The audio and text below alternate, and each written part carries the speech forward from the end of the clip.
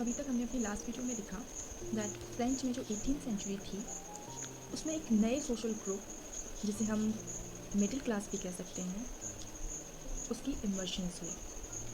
ये जो social group था इसने अपनी वेल्थ अर्न की थी एक्सपेंडिंग ओवरसीज ट्रेड से और उसके साथ साथ मैन्युफैक्चरिंग गुड्स करके, जैसे वुलन है, सिल्क टेक्सटाइल है, इन्हें मैन्युफैक्चर करके दैट वर ईदर एक्सपोर्टेड और bought by richer member of the society, क्योंकि ये सारी चीज़ें उस टाइम पर जो वहाँ की सोसाइटी थी उसके रिचर मेंबर्स उसे खरीदते थे या एक्सपोर्ट करते थे। इन एडिशन टू मर्चेंट्स, अगर हम देखें सोसाइटी में जो ये नया सोशल ग्रुप है जिसे हम मिडिल क्लास कहेंगे, इसमें मर्चेंट्स एंड मैन्युफैक्चरर्स के अलावा भी एक कुछ और मेंबर्स थे, जैसे lawyers, administrative officials. All of these were educated and they believed that no social group in society should be privileged by birth. ऐसा कोई भी ग्रुप सोसाइटी में नहीं होना चाहिए जिसे स्पेशल प्रिविलेज सिर्फ इसीलिए मिले हैं क्योंकि उसकी बर्थ उस पर्टिकुलर ग्रुप में हुई है। Rather, they said कि जो भी लोगों को प्रोविजंस मिलते हैं, प्रिविलेज मिलते हैं, वो उसकी मेरिट पे होने चाहिए। That means based on the deeds he do. These ideas of indicizing society based on freedom and equal laws as well as opportunities for all, ये ऐसे आइडियाज़ फिलोसोफर्स ने जैसे कि John Locke, Jean Jacques Rousseau, इन्होंने लोगों के सामने रखे। उन्होंने कहा कि जो सोसाइटी होनी चाहिए वो फ्रीडम, इक्वल लॉज और सबके लिए अपॉर्चुनिटी पर बेस्ड होनी चाहिए। ऐसे ही जॉन लॉकी ने एक बुक लिखी, two treatise of government, and उसमें उसने बताया कि जो डॉक्ट्रिन ऑफ डिवाइन है और जो एब्सोल्यूट राइट्स ऑफ मोनार्क हैं, they are invalid, incorrect. Okay, तो अभी तक हमने देखा कि कैसे जॉन लॉकी और रूसो ने अपने आइडियाज़ लोगों के बीच में पहुंचाए और उसका क्या इफ़ेक्ट हुआ। ऐसे ही एक फिलोसोफर थे मॉन्टेस्क्यू। इन्होंने अपनी book the spirit of loss में पावर को गवर्नमेंट में डिवाइड करने के बारे में बताया। और ये जो डिवीज़न ऑफ पावर मॉन्टेस्क्यू ने अपने आइडियाज़ में बताया, this model of government was put into force in USA. इसे यूएसए ने अपने इस मॉडल को अडॉप्ट किया। वो तब जब उसकी जो 13 कॉलोनीज़ थीं जो ब्रिटेन से इंडिपेंडेंट कराई गई थी, इन 13 कॉलोनीज़ में ये मॉन्टेस्क्यू का जो मॉडल है गवर्नमेंट का उसे अडॉप्ट किया गया, एज वेल एज एक बहुत ही special guarantee of individual rights ये दिया गया। और इस guarantee of individual rights and Montesquieu's model, इन दोनों ने पॉलिटिकल थिंकर्स को फ्रांस में बहुत ज़्यादा एक तरह से इन्फ्लुएंस किया। The idea of these philosophers were discussed intensively in salons, coffee houses and spread among people through books and newspapers. मतलब ये सारे आइडियाज़ लोगों में फैलने लगे। वो जहाँ पर भी इकट्ठा होते थे इन्हीं आइडियाज़ के बारे में बात करते थे। These frequently read aloud in the groups for the benefit of those who could not read and write. That means जो पढ़ना लिखना नहीं जानते थे उन्हें ये आइडियाज़ पढ़ के सुनाए जाते थे। इस टाइम पर जब लोगों में इन फिलोसोफर के आइडियाज़ फैलते जा रहे थे, तभी लुई 16 का जो प्लान था टू इम्पोज फर्दर टैक्सेस वो लोगों के बीच पहुंचा, एंड इसने लोगों के बीच में और भी ज़्यादा गुस्सा और प्रोटेस्ट क्रिएट कर दिया against the system of privilege. क्योंकि एज वी ऑल नो कि जो टैक्स थे वो इम्पोज किए जा रहे थे ओनली फॉर थर्ड स्टेट, क्योंकि टैक्स तो उन्हें ही पे करना था। तो जब इतना गुस्सा लोगों के बीच में आ गया तो ये गुस्सा टर्न हो गया एक रिवॉल्यूशन में, the outbreak of the revolution. उस रिवॉल्यूशन का आउटब्रेक कैसे हुआ, कैसे लोगों ने उस गुस्से को एक्सिक्यूट किया, let us see. Louis 16 had to increase tax for the reasons you have learned in the previous section. जो हम पहले ही पढ़ चुके हैं कि लुई 16 को टैक्सेस तो इंक्रीज करना थे, रीजंस हमें पता है। Do you think he could gone about doing this? कैसे? How do you think? कैसे वो इन आइडियाज़ को इम्प्लीमेंट कर सकता था, कैसे वो टैक्स इंक्रीज कर सकता था, इसकी प्रोसेस क्या थी? वेल, फ्रांस में ओल्ड रिज्म में मोनार्क जो है वो डिसाइड नहीं कर सकता था कि टैक्सेस कैसे इम्पोज हों। उसकी एक पूरी प्रोसेस थी। Rather he had to call a meeting of state general which would then pass the proposal of new taxes.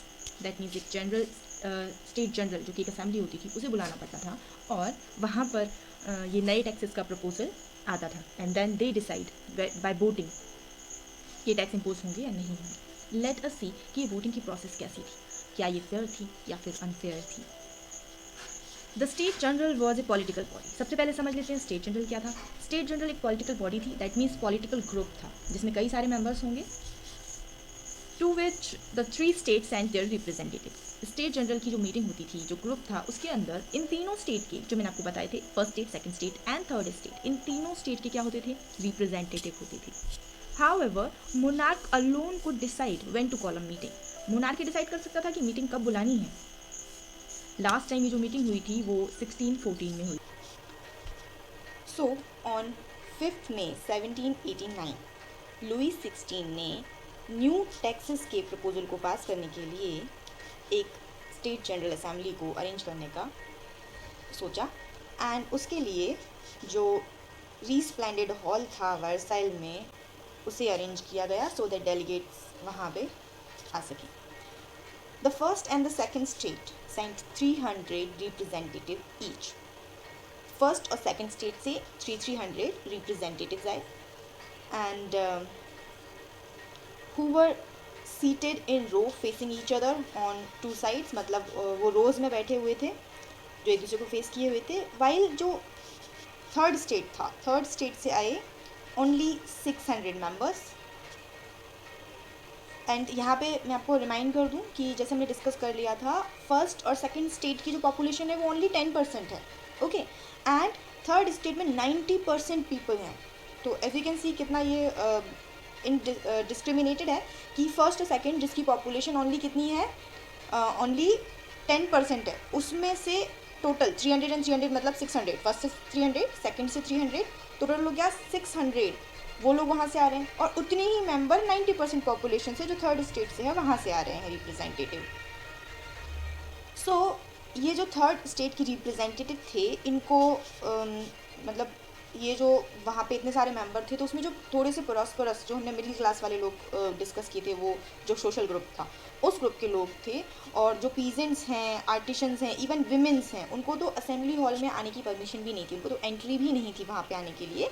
However their grievances and demands were listed in some 40,000 letters which the representatives had brought with them. तो उनके जो grievance हैं, जो demands हैं, उनको 40,000 letters में ये representative अपने साथ लेकर आए हुए थे। जो वोटिंग होनी थी स्टेट जनरल में in the past had been conducted according to the principle that each state had one vote। तो पहले जो वोटिंग हुई थी उसका एक सिस्टम यही था कि every state will have each vote, that means one vote। मतलब कि फर्स्ट स्टेट का भी 1 वोट होगा, जैसे मैं आपको बताया फर्स्ट स्टेट के कितने रिप्रेजेंटेटिव हैं 300, उनका total 1 vote.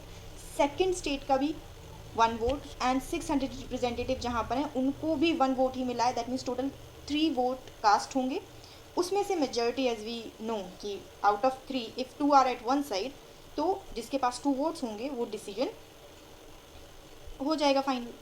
Now this time to ये सेम मैथड प्रैक्टिस करना था, but members of the third state demanded that voting now be conducted by the assembly as a whole। तो जो थर्ड स्टेट के मेंबर थे they said कि भाई we are 600, हमारे पास 1 वोट है, you are 600, 300, that means total 600, आपके पास 2 votes हैं, but that's so unfair। Instead एक ऐसा तरीका होना चाहिए that we total are 1200 representatives। तो 1200 सबके पास 1 वोट होगा तो टोटल 1200 वोट्स होते हैं, then let us cast those votes, है ना। तो जो थर्ड स्टेट था it demanded that voting now be conducted by assembly as a whole where each member would have 1 vote. अच्छा आइडिया था। This was one of the democratic principle. put forward by the philosophers like Rousseau in his book The Social Contract. तो Rousseau ने इसी system के बारे में अपनी book social contract में डिस्कस किया हुआ था. बट क्या किंग ने ये डिसीजन एक्सेप्ट किया? बिल्कुल नहीं. किंग ने ये डिसीजन एक्सेप्ट नहीं किया. When the king rejected this proposal, members of the third state walked out of the assembly in protest. और जब किंग ने रिजेक्ट कर दिया इस प्रपोजल को, तो जो मेंबर्स थे थर्ड स्टेट के वो असेंबली को छोड़ के चले गए और प्रोटेस्ट करने लगे. The representative of the third state viewed themselves as spokesman of the whole French nation. उन्होंने बोला कि we are the spokesman, हमें ही फ्रेंच नेशन के लिए आवाज़ उठानी पड़ेगी. On June 20th, they assembled in the hall of an indoor tennis court in the grounds of Versailles. वो जून 20 को असेंबल हुए वहाँ पे. कहाँ पर? जो इंडोर टेनिस कोर्ट था वर्साइल के ग्राउंड, जो वर्साइल पैलेस है ना उसके ग्राउंड में जो इंडोर टेनिस कोर्ट हुआ करता था वहाँ पर वो लोग असेंबल हुए. And they declared themselves as a national assembly. उन्होंने अपने आप को नेशनल असेंबली अनाउंस कर दिया. And so not to disperse till they had drafted a constitution for France. और ये कसम खाई उन्होंने कि जब तक हमारा जो कॉन्स्टिट्यूशन है फ्रांस के लिए हम नहीं बना देते हैं, नहीं ड्राफ्ट कर देते हैं, तब तक हम अलग अलग नहीं होंगे, डिस्पर्स नहीं होंगे. And would limit the powers of the monarch. और ये जो कॉन्स्टिट्यूशन होगा वो क्या करेगा? ये मोनार्क की पावर को लिमिट करेगा. मोनार्क के पास इतनी एब्सोल्यूट पावर है, उसे जो करना होता है वो वही करता है ना. तो उसकी पावर्स को क्या करेंगे? लिमिटेड कर देंगे. And they were led by Mirabeau and Abbe Sieyes. देखो अब ये जो असेंबली थी पूरी, इतने सारे लोग थे, इनको कोई लीड तो कर रहा हो, कोई हेड तो होगा इनका. तो इनके दो हेड थे, मीराबियू एंड एबेसियस. मीराबियू जो थे वो एक नोबल फैमिली में उनका बर्थ हुई थी.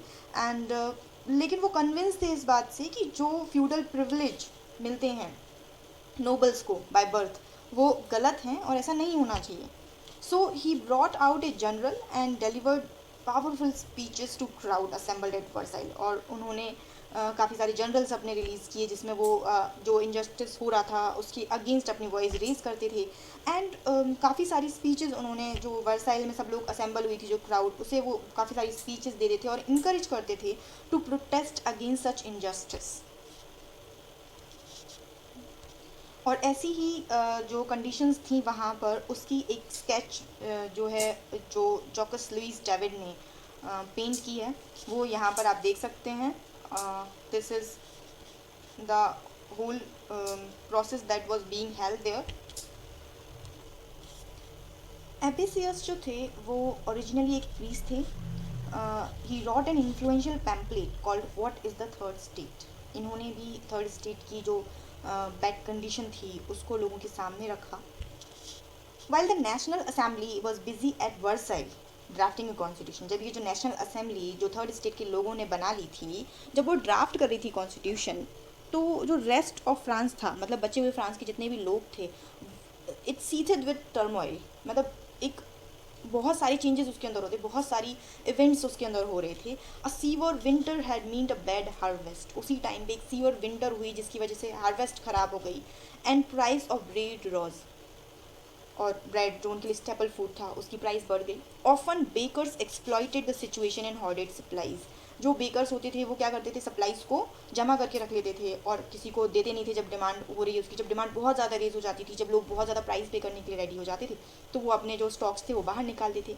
तो after spending hours in long queues in the bakery और एट द बेकरी, जब जो विमेंस थी जो अपने बच्चों के लिए ब्रेड खरीदने के लिए लंबी लंबी लाइनें लगती थी, क्योंकि जो मतलब इवन सब लोग पैसे देने के लिए रेडी थे तो भी लाइंस लगती थी कि जो पहले आएगा वो लाइन में पहले लग जाएगा, फिर उनको ही ये मटेरियल मिल पाएगा.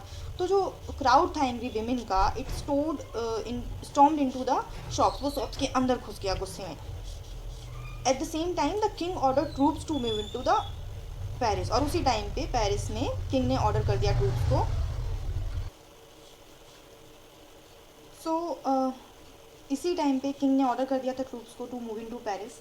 और ऑन जुलाई 14, जो हमने बिल्कुल स्टार्टिंग में पढ़ा था चैप्टर के, कि गुस्से में जो क्राउड थी उसने क्या किया था? बेस्टाइल को डिस्ट्रॉय कर दिया था. जो बेस्टाइल प्रिजन था उसे डिस्ट्रॉय कर दिया. And that was the reason कि लोगों को इतना गुस्सा क्यों आया. They were hungry, they were not having breads, and that's why उन्होंने अपना सारा गुस्सा बेस्टाइल प्रिजन पर निकाल दिया। In the countryside, rumors spread from village to village that lords of manor had hired band of brigades. तो उसी side जो अदर एरियाज थे कंट्री के, वहाँ पर ये खबर फैला दी गई थी कि जो मैनर के लॉर्ड हैं, मतलब जो बड़ी बड़ी ज़मीनें जिनकी हैं, जो ज़मींदार हैं, उनकी जो ज़मीनें इतनी सारी हैं, उस मतलब वो जो ज़मींदार हैं वो क्या करने वाले हैं, उन्होंने जो ब्रिगेड है, बैंड ऑफ ब्रिगेड है, उसको हायर कर लिया है और वो लोग आकर सब कुछ डिस्ट्रॉय कर देंगे जो राइप क्रोप है, क्योंकि उनको वो चीज़ मिल नहीं पा रही है और लोग अपनी क्रोप को सेल नहीं कर रहे हैं, तो उन्होंने क्या किया, उससे वो क्या करेंगे, डिस्ट्रॉय कर देंगे। अब इसी डर से, कॉट इन अ फ्रिंजी फेयर, इस डर से कि हमें, मतलब हमने जो इतनी मेहनत करी है, सारा हमारा जो सामान है वो इकट्ठा है, वो सब अटैक करके ले जाएंगे।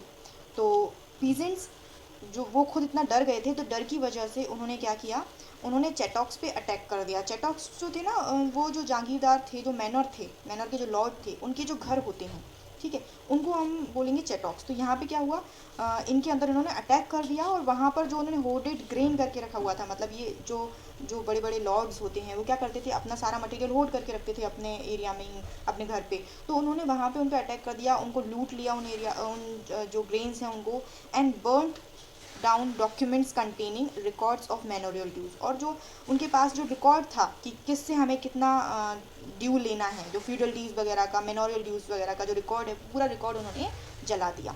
A large number of nobles fled from their homes. तो भाई ये जो लॉर्ड ऑफ मैनर थे वो नोबल्स ही तो थे, तो वो क्या हो गया, वो डर के मारे अपने घर से भाग गए। Many of them migrating to neighbouring countries, और उनमें से कई सारे तो पड़ोस वाली जो कंट्रीज़ हैं, मतलब फ्रांस छोड़ के ही दूसरी कंट्रीज़ में रहने के लिए चले गए। ठीक है,